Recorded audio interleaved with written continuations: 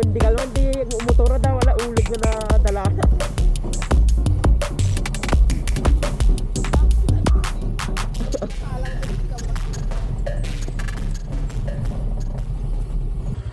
So sa ngayon ganito pa lang yung daanan nila.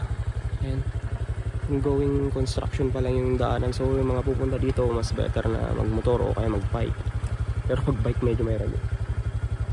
So mas okay pag pumunta kayo dito is magmotor na lang siguro or kaya nyo lakarin, mas maganda rin. Kasi talagang one way pa lang at saka binabakbak pa lang yung bundok. Hoping soon maayos nila yun, mas maganda na yung daanan papunta din sa may falls. Pero sulit yung pagod.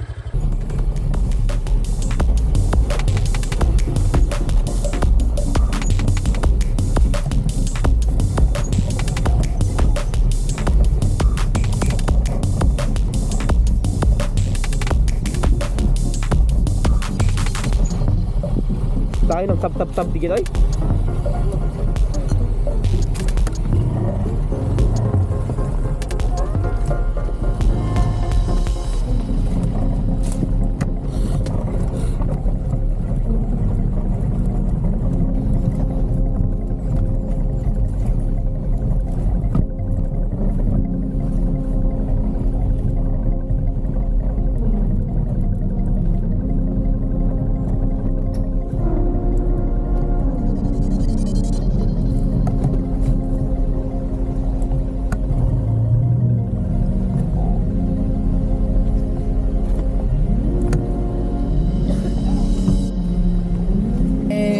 Impos mo ka doon, yung may din eh. Anong damdamag na garuda? At dati step na, no? Yung pag-adra.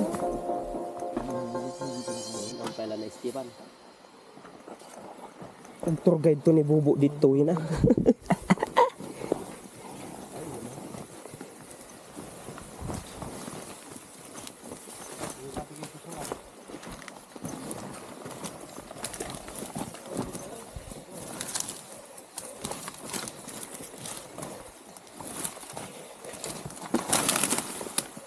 Deliver na materialis. Ano ito? Down.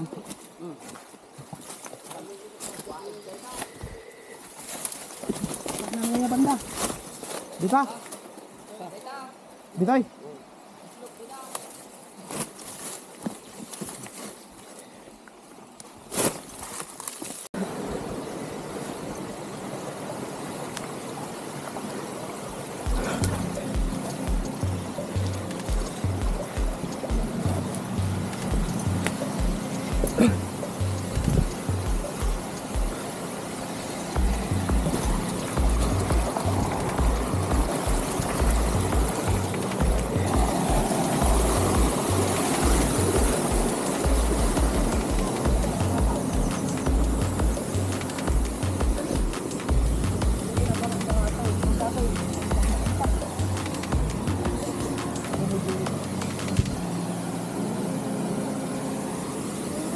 Sulit yung yung lakad natin kasi medyo mahirap pa yung daanin, ayos pa lang nila.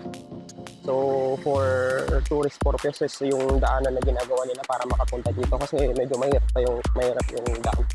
Wala mismong dadaan ka sa mga kakawayanan. So yun, napakaganda. So bali dalawa yung falls to.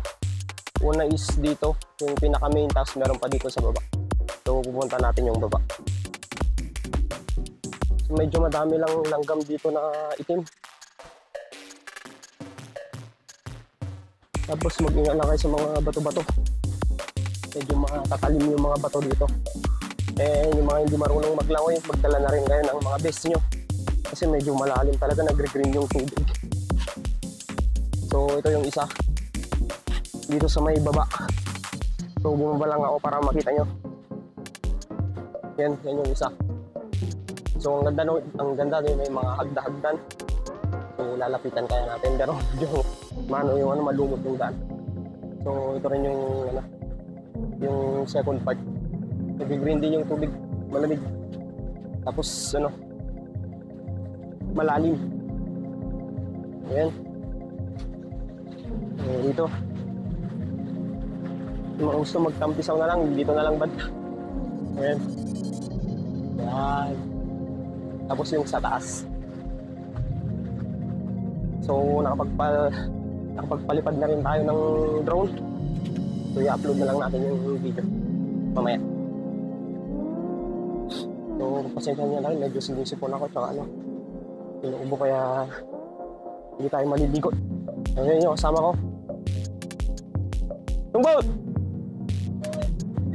Yan yung hanapin nyo pag pupunta kayo dito. Siya yung nakakalam ng daanan. Naperamadan eh. Yan may ginawa rin sila ditong ramay yung ng isda. Pero panigurado merong mga isda dito. Tingnan nyo. Ayan. Ayan may mga lamang tubig.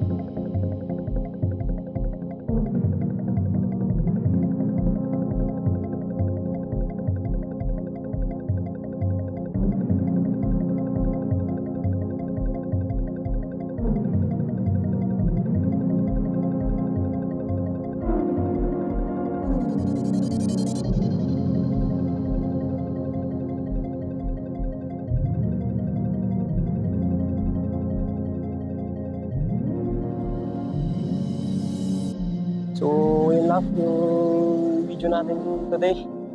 So, hopefully na gusto niyo yung episode natin today and see you next vlog, next travel, and always keep safe. Yun lang. Bye-bye.